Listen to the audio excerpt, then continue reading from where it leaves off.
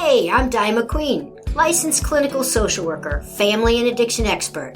I'm here with Dr. Brian Jackson, my longtime cohort who specializes in the field of addiction. Welcome to Healing Families Shattered by Addiction. Di and I have worked with addicts, alcoholics, and their families for over 30 years combined. Our podcast and coaching programs focus on families who have a loved one suffering from addiction. Our experience has been that this disease affects families as much, if not more, than the addict or alcoholic. Is your world spinning out of control? Are you codependent? Are you experiencing worry, loss of sleep, and difficulty concentrating? If so, you're in the right place. Brian and I have both personally lived it, learned it, and now we're going to teach you tools and techniques on how to get your life back that you thought was shattered by addiction. Okay, let's dive in.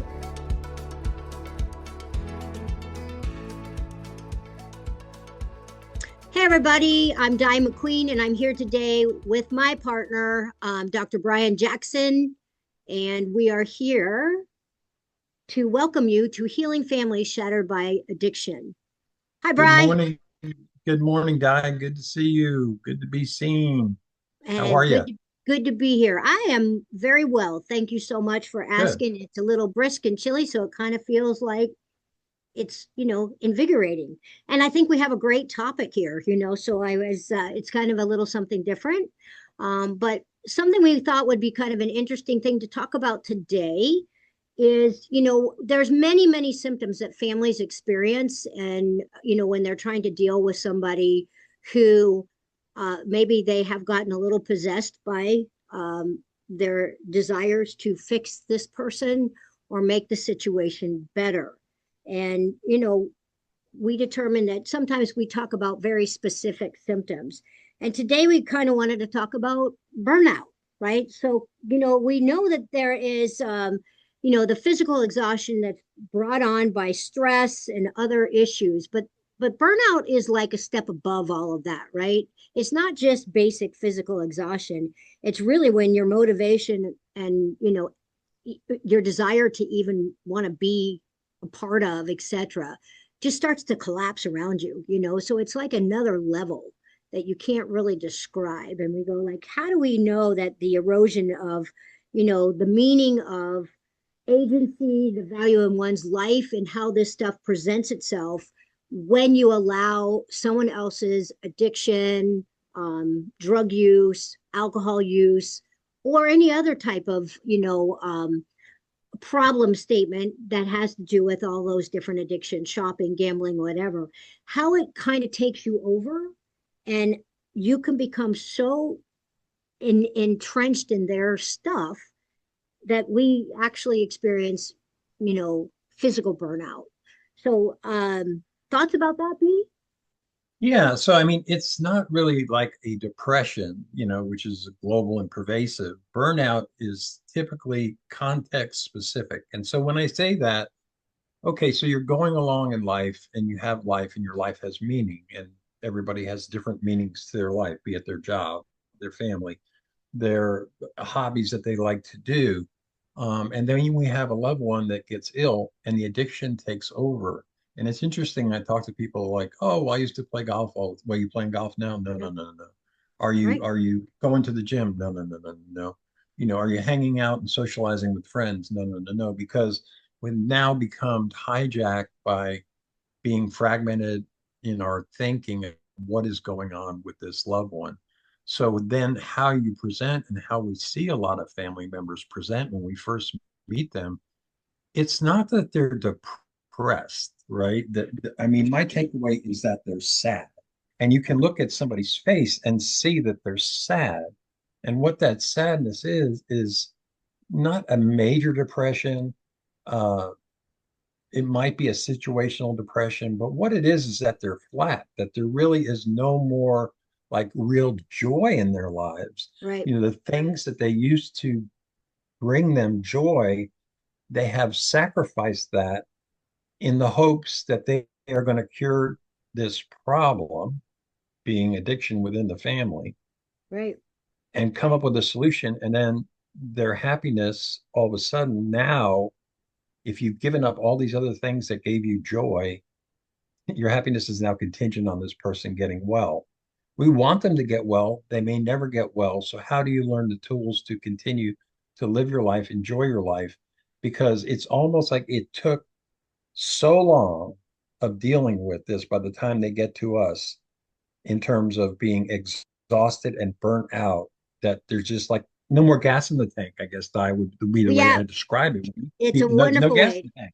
There's It's no a gas in the wonderful tank. way. Wonderful way, because we say that all the time, right? Like there is just nothing left in the hopper. And what you do see, in addition to, I mean, the way that I always perceive it is they're so disengaged in their own feelings. They've taken on the other person's feelings so much, so they can't even, like, dissociation isn't quite the right word, but they are completely detached from the engagement of self in them. They become cynical, right? They have this feudalistic kind of impression of life, like everything is just gonna end in a really bad way, and they are, truly burnout. And I think I love what you said, B, that they're not depressed. It's not a depression. It's literally there is nothing left in the hopper. It's kind of like a bank account, right? Like if you're just taking withdrawals all the time and you're not putting anything back in there, at some point the balance is going to be zero, or you're going to overdraft. And so that's what we see when we finally get a family member in the door. They're usually so far gone. And then it joy kind of leads us into the next one where they've completely lost a sense of control, or their ability to think that they have a choice in any of this. And we kind of help them start to understand that there is, that we have to foster the fact that there is not this helplessness, that they do have choices and that they do have control. But they've forgotten all of that, and they're just so fried out that they can't think of it. So, yeah, Yeah, I I mean, mean, that's and for really, family members, like, it makes no sense to them to watch their loved one, drinking themselves into oblivion and having consequences and stuff. And so the premise of, step one in recovery is that the addict themselves or the alcoholic themselves, I am powerless over alcohol. In other words, once I ingest it, I'm pretty much off to the races. It's got control of me. So if you think that they're powerless over the alcohol and you don't have an alcohol, think about how powerless as a family member you are over their disease that they're powerless over. And I'm right. not laughing because it's not funny because our rational mind is looking at this and going, why don't they just stop? Why did they keep doing this? And so that leads to a lot of frustration to the point where you do get burnout, where you do get cynical and go, oh well, and give up so many things um, to the point where maybe you even start to isolate and you just don't get out and do stuff. I mean, it just really just breaks you down. It just beats you up. And that's addiction beating you up. I mean, yes, it's your loved one. Your loved one really doesn't want to beat you up, but that's a byproduct of their disease because family members are way more affected to the negative than the alcoholic who's on a mental vacation of euphoria. Yeah, or at They least they, really are not paying attention to what's going on to right. you and me. Or the So, perception of it, at least, right? I yes, often tell my family members that, the alcoholic or addict is addicted to their drug of choice, right? correct. I always tell them their drug of choice, the family member's drug of choice, is relationships and the person. And they're always stunned when I say that. I'm like, you can be. And I said, for me, it was much more painful to be addicted to the person and trying to fix all of that and whatever than it was my own addiction, which was pretty clear to me. So, I know where we were talking about. So, how do we relieve some of these symptoms, right? Which is we first have to get clarified in our mind, which is through someone like you and I, usually, that says, hey, you know what? We got to, like, something is really askew here. We have to help them understand and renegotiate what their role is in this whole affair and how they kind of can start to pull it back and regenerate themselves and go like, wait a minute, just because this is going on doesn't mean you lose you, right? We have to help them understand what boundaries look like and how they repair that. And the symptomatic change or systematic change, rather, of the individual coping with others rather than trying to control others. And so I think that's really, really important, because then we can, once we get that established, we can start with clinical interventions and be able to help them, kind of put life back together for themselves. But we first kind of have to just give them like the redirect of what is going on here, and help them see that there is a real problem, and they have gone past the stage of, this is just, I'm integrated here, that they have completely burnt themselves out and are going to be in very serious trouble if they don't do something to change the course pretty soon, right? So, Yeah, because when the solution really it comes from the individual that's abused, let's say it's alcohol. So mhm, there's only two ways that person is going to get sober. Number one, they're going to come to the realization on their own. Intellectually, they already know, but they're going to make the connection between mind and heart and spirit and say, I've got a problem and I need help. And the right, second one is where they run out of options, assuming that one of their options isn't to take themselves out. So in my mind, those are the only two. And so what I see with families is that they're trying to force and make things happen. And the reality is you could have the best counselors in the world, the best treatment facility in the world, but until that person who has the problem with substances,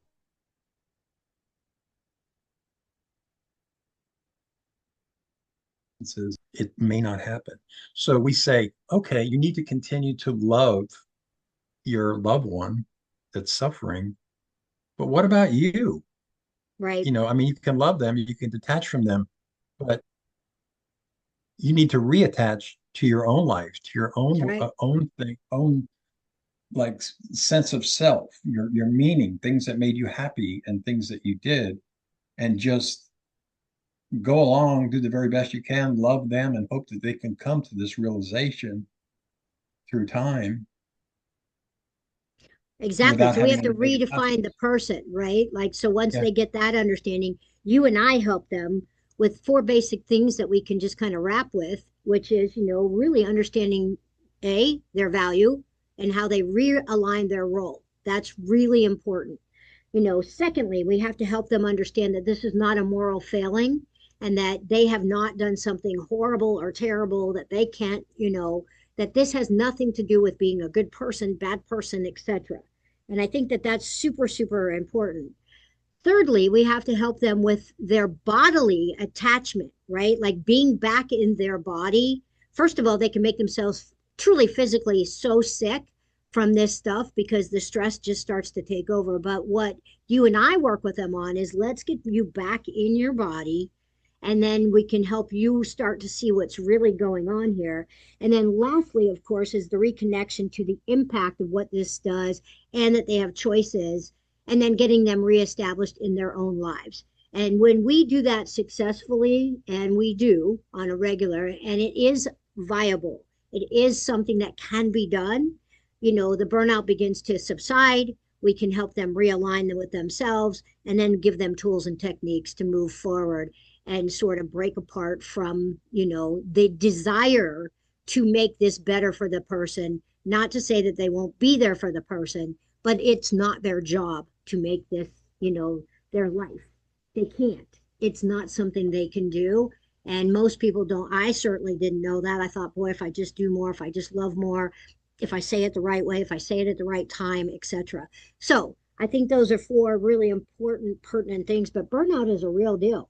So, Yeah, I mean, the addiction has stolen your loved one, right? But mhm, I mean, how much power do you want to give over to addiction? right, Because addiction isn't just the person, it's the entire family. right, And are you going to give up your life to an addiction that your loved one has no control over and you have no control over other than being loving and supportive to the extent that they're willing to receive that from you? So it's hard. It's easier said than done sitting here as a doctor or as a counselor to say, hey, you need to take care of yourself, but you do right, because why do we want to take down the whole ship? right. And I had a lady in group that after 30 years of marriage, her husband left her. She wasn't able to see her grandchildren. She lost her house. And she said, Brian, you know how dumb this is? I gave it all up over a beverage. And to think it just hit me, like this beverage, this alcoholic beverage, has created all this havoc in so many people's lives that are associated with the loved one who unfortunately has the genetic predisposition or has the addiction. And as Right. Di said, it's not a moral failing. And that's what's confusing for the loved one. You're looking at him and going, why do you keep doing this? Well, his body needs it. Her body needs it. Right. They need it. But there are no hopeless cases.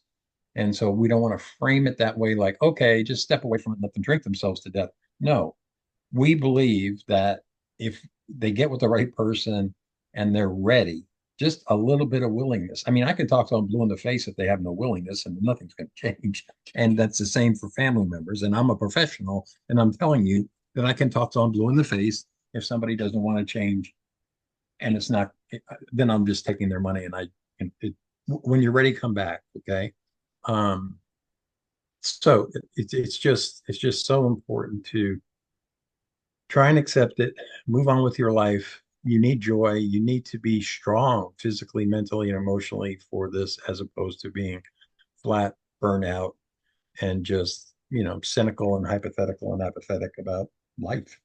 Right. So we implore you to come to see a professional way before the time you get to that final burnout. When you start to feel like I'm detaching from myself, that my emotions are flatlining because I just can't anymore, or I'm exhausted beyond exhausted, reach out and touch someone like us, right, at www.familyandaddictionexperts.com. As Brian tells you a lot, we have some free resources on there. If it's not us, make it somebody. We certainly, suggest that you get some professional help. We also do have a free consultation, which we are happy to do with all of you and guide you in a direction if we don't feel like we can help you. We will certainly tell you which direction to go. That might be more helpful in your area, etc. But burnout is real. It is not something that does not exist. And family members definitely, definitely, definitely can relate to that, I'm sure, on many levels. And we would like you to try to do that before you get to that place. We would like you to recognize it and say, okay, I'm starting to experience this. Maybe I'll reach out to these people. And in the meantime, Bri, have a beautiful Yeah, I mean, day. everybody's family's dynamics are different. Not every family is the same, and that's why we decided to do this. So, we if we can help you, we'll get to know kind of intricacies of your family and the dynamics and how people interact and what we can do to help. So, Perfect. Have a beautiful day, my friend. And all thank right, you you for too. sharing this time with me. All righty, bye bye. Thanks so much for joining our podcast, Healing Families Shattered by Addiction. We'll be back in a couple of weeks with more important tools, techniques, and ways for you to focus on you instead of the alcoholic or addict in your world. Until then, please go to our website, familyandaddictionexperts.com. That's familyandaddictionexperts.com. You'll also see links to our Facebook and Instagram pages.